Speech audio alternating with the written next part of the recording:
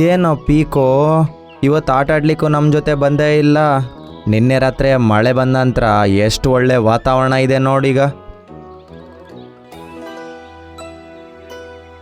ಮಳೆಯಿಂದಾಗಿ ನನ್ನ ಗೂಡಲ್ಲಿ ನೀರು ತುಂಬಿಕೊಂಡಿದೆ.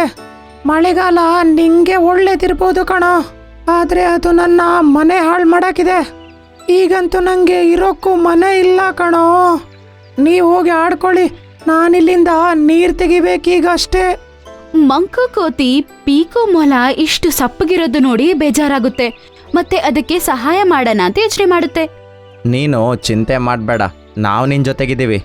ನಾವೆಲ್ಲ ಸೇರಿ ನಿಂಗೊಂದು ಮೇಲ್ಗಡೆ ಇರೋ ಒಂದು ಮನೆನ ಮಾಡೋಣ. ಆಗಲ್ಲಿ ನೀರೇ ತುಂಬೋದಿಲ್ಲ. ಕಷ್ಟ ಸಮಯದಲ್ಲಿ ಸಹಾಯ ಮಾಡೋದು ಸ್ನೇಹಿತರೇ ಅಲ್ವಾ? 3 ಜನ ಸೇರಿ ಪೀಕೋ ಮೊಲಕ್ಕೆ ಹೊಸ ಮನೆ ಹುಡ್ಕೋದಕ್ಕೋಸ್ಕರ ಹೋಗ್ತಾ ಇರ್ತಾರೆ. ಮಂಕು ಒಂದು ಮರದಿಂದ ಇನ್ನೊಂದು ಮರಕ್ಕೆ ದಮ್ ಹಾಕಿ ಎಗರ್ತಾ ಇತ್ತು. ಮತ್ತೆ ಲವ್ಲಿ ಗೌರಯ್ಯ ಪೀಕುಗೆ ಮನೆ ಎಲ್ಲಾದ್ರೂ ಸಿಗುತ್ತಾ ಅಂತ ಹಾರಾಡ್ತಾ ಹುಡುಕ್ತಾ ಇರುತ್ತೆ.